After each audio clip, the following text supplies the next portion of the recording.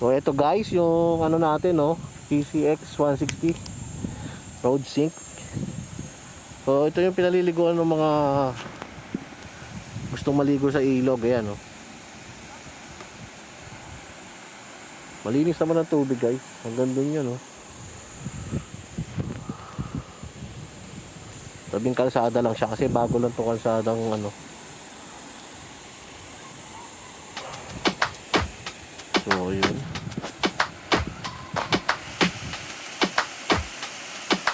Agos ang tubig, oh.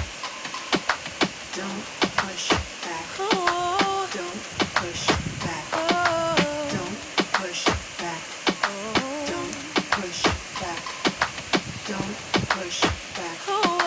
Don't push back. Don't push back. Don't push back. Constant thunder. Mamaya kasi may papahiramin tayo ng barkada ng tropa natin ng PCX na 160, yung bago, yung road sink.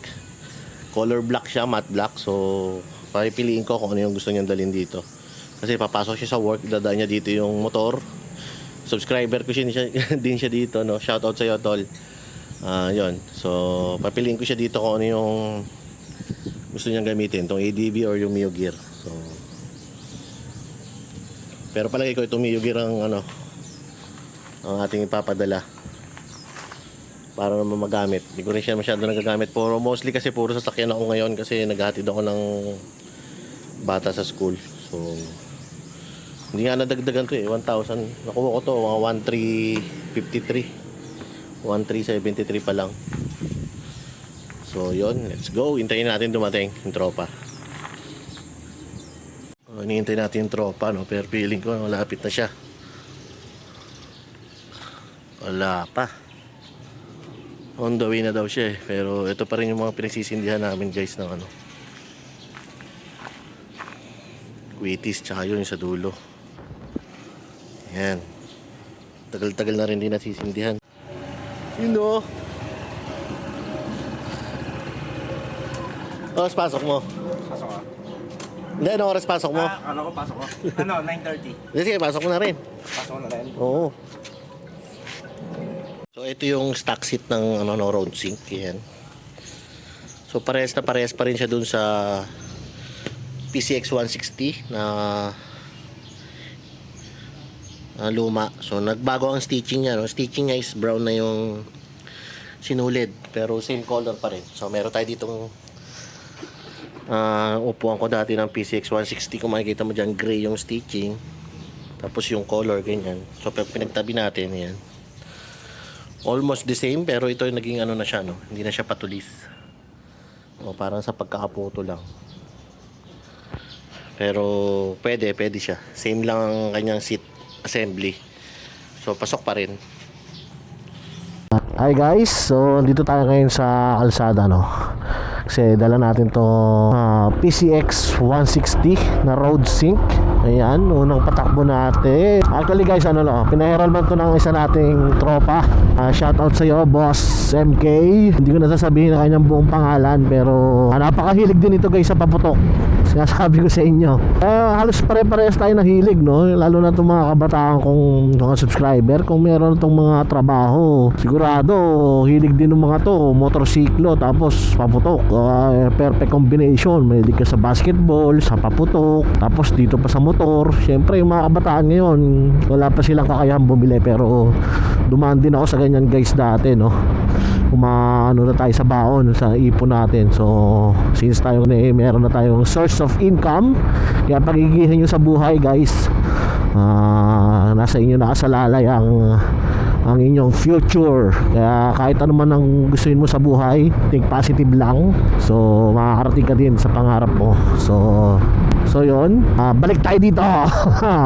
So saglit lang to pinahiram sa atin, no? Isang buong araw lang, kaya susulitin na natin.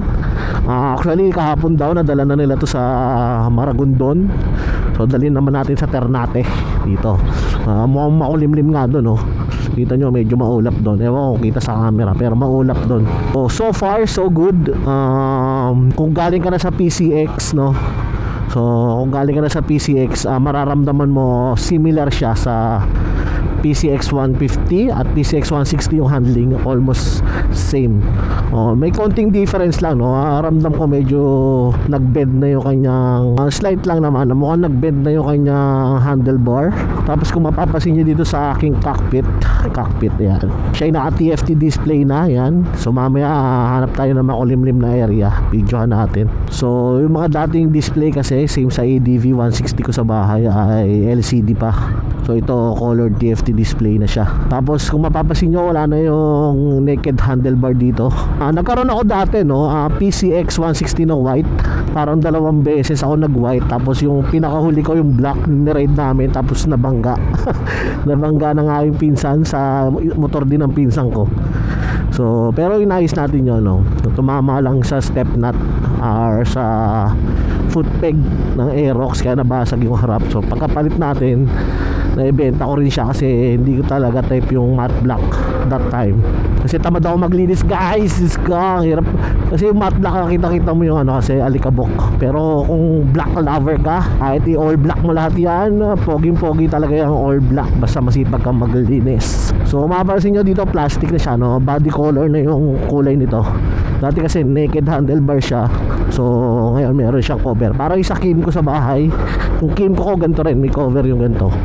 Gusto ko tingnan yung loob nito mamaya, no? So kung papala rin tayong mabaklas natin ng ayos, madali lang naman to. Tanggal yung bolt, tapos angat lang to. So tingnan natin kung posibleng ma-convert sa mga hindi mapakali dyan. Tingnan natin kung mako-convert natin sa ano, no, naked handlebar. Kung posible nyong ma-convert, hindi ko pala sure kung bibili tayo nito, no. Kasi yung ADB 160 ko, pang 7 ADB ni ata yun. Hindi naman, bilangin natin, naka ano tayo sa ADB, no. Ilan ba? Una ko naging ADB ay matte black. Ako din agad dyan sa Ternate, no, sa off-road. Tapos I decided na magkaroon ng white. So bumili ako ng white, binenta ko yung black. Tapos ang dami story, basta nagpalit-palit ako kasi nagbabayad sale naman tayo din. Pag good offer palit, nag-red din ako na ADV, tapos PCX, etc.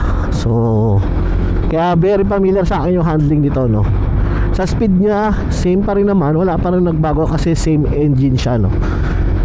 Same engine, same air filter, same yung seat cover, seat assembly, di nga cover lang eh.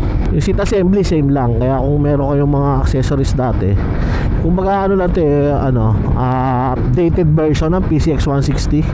Yung buttons niya dito, yan, ang ganda, no. Yun nga lang yung busina, medyo kinakapa ko pa kasi doon sa previous button malaki yung switch ng busina kasi laki nitong hazard dito, hazard button. So dito nawala eh. So para siyang yung nasa mga big bike na ng Honda. Ganito rin yung kanilang pindutan. So far sa speed din naman ako nabibitin. Concern ng tropa natin, no, medyo bitin daw siya sa speed. Sabi ko it's under braking naman, pero nung tinaray ko kanina arangkada, malakas siya, malakas. Dito kasi sa 160 ng Honda, hindi mo siya i-expect ng speed talaga kasi ang pinagmamalaki ng Honda dito is yung, guys, fuel consumption. Doon sila nagyayabang dito na sobrang tipid ng mga Honda small displacement bikes. Even though yung mga big bikes din nila tipid din. Yun ang pinagmamalaki ng Honda. Hindi sila nagsasabi na mabilis yung 160cc namin kaysa sa 155 nyo. Wala silang kine-claim na ganon. So yun lang, no. Ito yung motor center. Tikit-tikit na rito yung mga tindahan ng mga ano, no. Yun yung Neymar, mga tindahan ng motor. Dito kapag pumunta ka sa Cavite, marami talagang bilihan ng motor, guys. Sobrang daming dealer dito. Kaya sisimulan mo doon sa Bacoor, Imus, papunta dito sa Ternate. Ako, napakadaming ano, dealer kang mahanap dito. Kaya kung ikay walang makuha sa Manila kasi marami din, kaso magkaalayo. Hindi ka tulad dito, talagang daanan natin Yamaha, Honda, may isa pang Yamaha doon, tapos ito Motorstar, ito Wheeltech. Sa kabila, malaki yung Yamaha doon, daanan natin mamaya. Pakita ko sa inyo gaano karami yung model unit nila doon sa labas, no. So yun nga, no, balik tayo dito. So far, hindi naman ako nabibiti resemblance siya ng PCX 160. Actually, mas naisismutan pa ako sa takbo nito kaysa sa ADB kasi siguro mas, basta mas smooth lang PCX. Sa ADB kasi medyo mabibrate. Pero same engine lang naman. Di ako nagtataka siguro sa chassis. Pagkakaiba ng chassis nila. Pero iakit na natin to doon, no, para magkaalaman na mamaya. So, yun. Ang audio pala nito ngayon, tingnan natin mamaya. Ang hirap na. Bawal kasi pindutin yung button kapag nananakbo ka. Pwede pala, pero yung settings hindi mo siya mababago. So, ngayon ay total niya is 700, ano ba yun? Nagkanda utal-utal na. 77 km guys. So, 77 km pa lang. So, overtake muna tayo dito. So, kahapon lang to nilabas, no? Kinash ng tropa natin. Napakaswerte.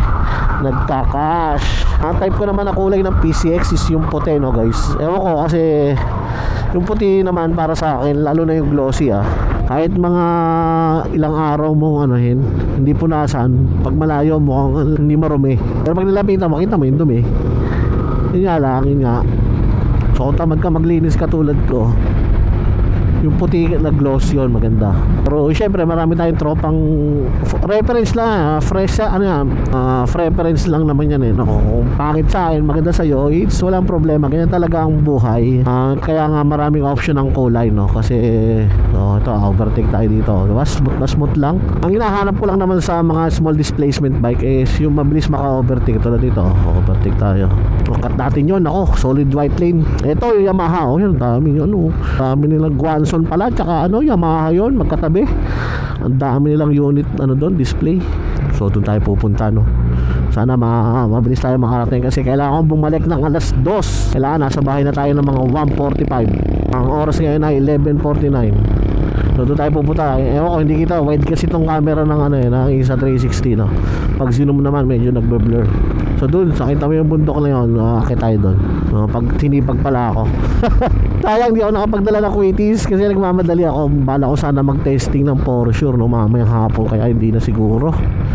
Susunod na siguro tayo magte-testing. Kasama ko na lang dito yung unboxing ng iba kong quitties. O doon sa mga nagbabrowse lang dyan ng motor, pasensya na kayo kasi ang content ko guys ay dalawa, no. Actually naman random naman kasi ay ang content ko naman ay karamihan ay puro paputok at motorsiklo, kaya hindi ako talaga nakafocus lang dito sa review or sa features ng motor kasi ang content ko po guys ay halo. Pero dalawang main content ko is fireworks, firecrackers, o ano ba tawag na, paputok, basta ganoon. Ang content ko po sa mga bagong panood ay motorsiklo tsaka paputok. Kaya sa mga nanonood, pasensya na kayo, hindi tayo sa focus dito sa vlog na to, no, para dito sa road sync. Pero ito since straight siya, no, testing natin, hapitin testing. Ang weight ko guys, mabigat ako, 110 kilos na ako, no. 90, tapos sudden brake, no, kagat, ayos. Tapos ito, testing natin ito, kita mo dyan sa 79, 84, 86, napa ako sa 107, 108, 9. Ganda ng takbo. Sorry guys, pero under braking pa, kaya hindi natin pwedeng babarin ng sobrang babad, no. So puntahan natin yung pinaliliguan dito sa Maragondon, no. Pinapaliguan dito na ilog.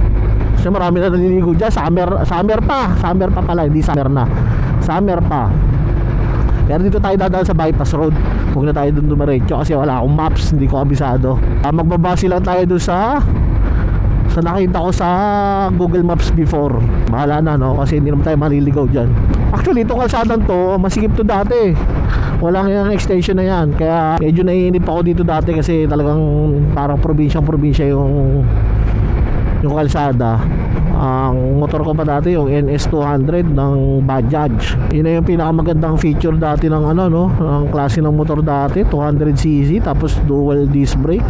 Wala pa yung mga ABS. Parang kasagsagan pa lang ng mga high-end na may ABS.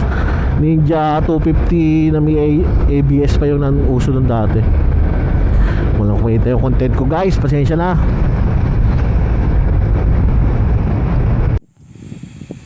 So guys, ito yung PCX 160 na road sync. So dito na lang din tayo, no, sa Maragondon, Cavite to guys, sa mga nagtatanong. So yun yung ilog dito, yung mga naliligo doon, pinakita ko sa inyo kanina. So far so good. Ito yung nabago, pinakalabago talaga dito is yung niya, no, yung kanyang headlight, nag facelift na. So ayan. Tapos yung front fender na bago yung design, konting-konti lang.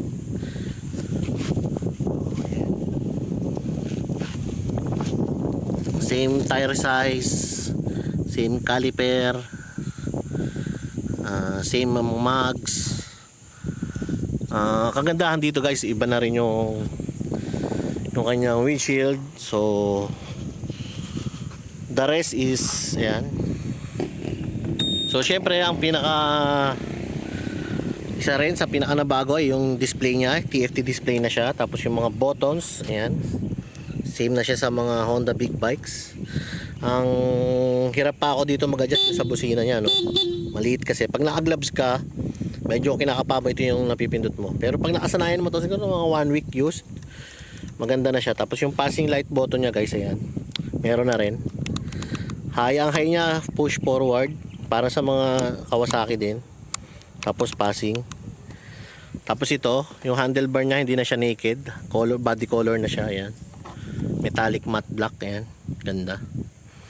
So gusto ko makita yung itsura ng naked nito kung naked handlebar siya, no. Kasi pag nakagantong view ka, medyo parang konting ganun mo, naharangan mo yung display. Pero so far so good naman, ayan. Sobrang liwanag guys. Sa settings pwede mong baguhin yan eh. Ayan, sa settings pwede mo siyang baguhin yung itsura niya. Sa settings, oh, ayan, 90 kilometers ang natakbo niya, trip meter, odometer, and total 90. Tapos yung traction control, pwede mo na rin siyang i-off dito. Ito, kagandahan dito. Yung kabila naman ay lumang ano pa to. Ganito pa rin yung sa ADB 160, PCX 160 na luma. Pero premium mga guys. Isa sa pinakagusto ko sa Honda, no. Hindi sila gumagamit ng cheap na buttons. Tapos yung side mirror same pa rin naman. Tapos ayan, PCX 160 na emblem. Tapos yung cover niya, yung compartment ganun pa rin kasi malaki lang dati, kasi same lang din naman yung seat assembly niya. Parehas na parehas. Yung gulong sa likod same size, IRC na alam ko 130 to. Ayan o, 130 by 70 by 13. Tapos yung shock niya sa likod may baso na. Wala lang sticker ng Showa, pero palagi ko Showa din to. Yung concern ng tropa dito, no, kung normal yung shock dito sa likod na gumagalaw, ganyan talaga yung Showa shock na ganitong design, no, or ganitong model. Sa ADV 160 ganyan din. Kaya pag yun dumaan ka sa biglang baba, maluwag kasi ito eh, yan. Para siyang kumakaldag. Pero katagalan naman yan, mabibreakin mo pa yan, lalambot pa. So yung emblem ng ng road sync ay gold, silver naman dun sa hindi road sync. So yun lang guys, hindi naman tayo magre-review, no. Parang yun nga, gusto ko lang igala tong pinahiram sa atin, one day lang naman. So far, bibili ba ako nito? Yes, kasi wala akong PCX naman eh. Worth it ba yung mga nadagdag? Para sa akin worth it, lalo na yung TFT display at yung kanyang itsura. Gusto ko testing ito mamayang gabi. Testingin natin mamayang gabi to kung gaano kalinaw yung headlight niyan. Ayan. Ang maganda dito sa ginawa ng Honda kasi, no, itong panel cover na to, pwedeng baguhin nila yan. Kaya kahit na susunod na update, pwede nila uling isagad dito yung TFT display nang hindi binabago yung itsura ng motor. Ito lang papalitan nila. So tipid nga naman sa research and development, diba? Kasi marami ditong galing na sa dating Honda. Tulad dito, meron na naman sila nito. Itong mga ganyan. Ito, ganun pa rin. Yung sa dati, hindi, ito malamang galing sa ibang model ng Honda. Pero yung sa dating PCX is yung chrome, tapos mahaba. Tapos yung gas tank nga, gusto ko makita. Fuel, ganun pa rin naman. Salamat pala sa tropa na nagpahiram, naka full tank pa to. So ganun pa rin naman siya guys. Alright. Papadaanan lang natin ng isang matinding isang matinding video.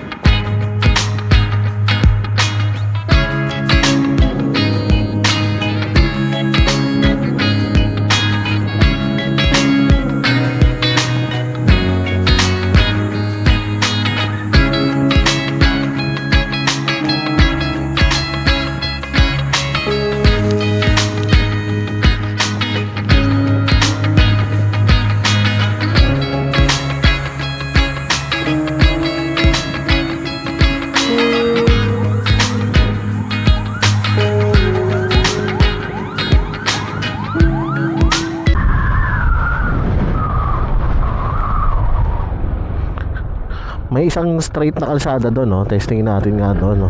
Parang masarap nga mag-testing dito, no? Ano ba nakalagay dito? Heavy equipment crossing testing.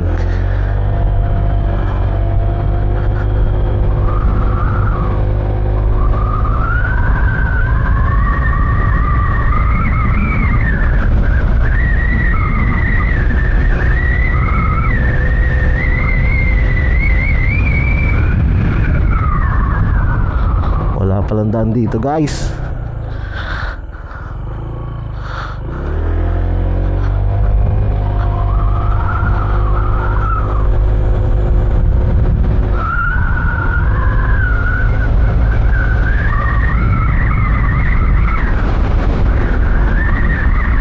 Since andito na rin naman tayo sa Maragondon, no? Kita tayo ng Ternate, no? Hindi na ako magmamagallanes, doon na tayo. Pero hindi tayo lalagpas ng Kaibiyang. So doon na tayo sa ano, Pabukaan na lang. Testing natin sa Twisties naman to. So double yellow lane, bawal overtake. Both sides. Pero pagdating dyan, magsi-single yellow lane na yan, eh. School nga pala to, no? Kaya mahigpit talaga dyan. Mamaya na tayo mag-buko juice.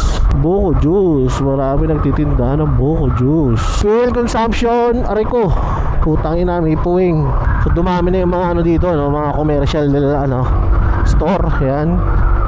Dito kasi yung parang last barangay bago ka umakyat papunta dito sa bundok.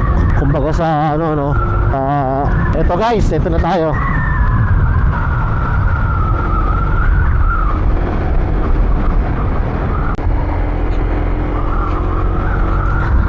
So yun, no, guys, nandito na tayo sa Ternate. Makikita mo, bulubundukin na to, yan. So testing natin kung okay sa Twisties to. Current odo niya is 97 km. So 30 kilometers na yata tayo, no? So ito paakyat, no? Paakyat to guys, paahon. So, hindi ako bubuelo, yan, no? 53, takbo mo. O takbo tayo. Paahon to guys, ha? Dito yung may na-accident yung jeep dati. Kaya nilagyan nila ng barrier sa gitna. So paahon, going speed, break-in period, yan. Kayang-kaya ng PCX, guys. Ang kaibahan na talaga dito sa mga engine na to ng 160 ng Honda, hindi siya maingay katulad ng mga sa Yamaha. Pag yan mo, gigil yung makina, kaya akala mo sobrang tulin mo. Pero dito, smooth. Pero pag binigyan mo ng gas, yan, tatakbo siya. Paahon to guys, ha, paahon pa rin. So paahon 80, 81, 82. So 83, yan, medyo papatag na dito. Hindi ko pa sinasagad yung guys, ha. Normal na takbo lang na ano, na paahon, na normal scenario. So ito yung Mountain Brew, yan. So far, so good. So paahon na naman. Ang kaiba lang dito sa ano, no, kailangan mo siyang bombahin, which is sa scooter ganoon naman talaga ginagawa sa CVT. Mas ma-effective kapag binobomba-bomba. Mabilis siya guys. Since naka ADB 160 tayo sa bahay, handling ganda. PCX talaga ang first choice ko, kaso sa looks ADB, pero sa handling mas gusto ko PCX. Mababa kasi siya, eh. ADB medyo mataas ng konti. Dito may mga ginagawa na naman, no. Total na naman siguro yan. Overlooking kasi dun, eh, no. So ito mga nabili na. What are you waiting for? So ito pababa. Tigil na tayo dyan sa bilihan ng mga ano, buko shake, buko juice. Pero mamaya na mo, sa kabilang side sila lahat, oh, nandito. Buko juice sa kaliwa. Pero ako si ate nandun, binibila ko dati na ZX25R tayo. Pero aso, salo talaga, yung shock talaga nito, ano, kailangan mo talaga i-break in pa, matigas pa siya. Kaya parang, pero so far so good naman. Masasanay ka rin dito. Oh, kurbada. Goods. Ganda handling guys. Nice, okay na yun guys. Let's go, salamat sa mga nanood. So far, satisfied ako dito sa test ride natin ng PCX 160 Road Sync 2025. Hanggang dito na lang guys, kasi pauwi na rin tayo. Maganda rito, lamig. So yun, have a nice day. Peace, ya. Please subscribe. Sa susunod na yung mga paputok, susunod, sisindi talaga tayo dyan guys. Thank you, have a nice day. Dito sa mga gilid namin, yung nagtitinda ng buko juice, bili muna tayo.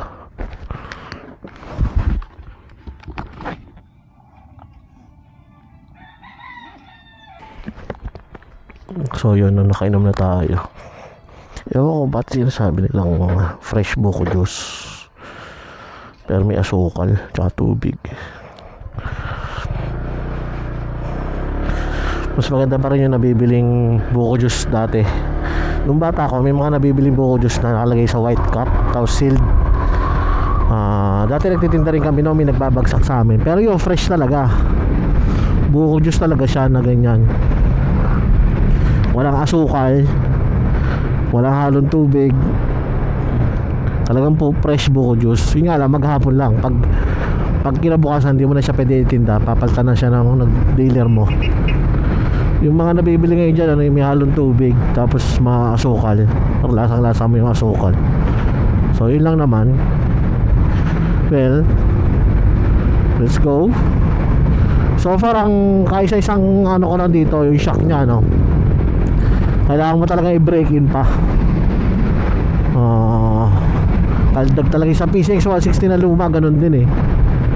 Pag napapadaan ka sa humps, bigla siyang bagsak, ramdam mo. Kumbaga hindi siya natalbog na parang sobrang lambot. So yun lang, pauwi na tayo guys. Thank you, have a nice day.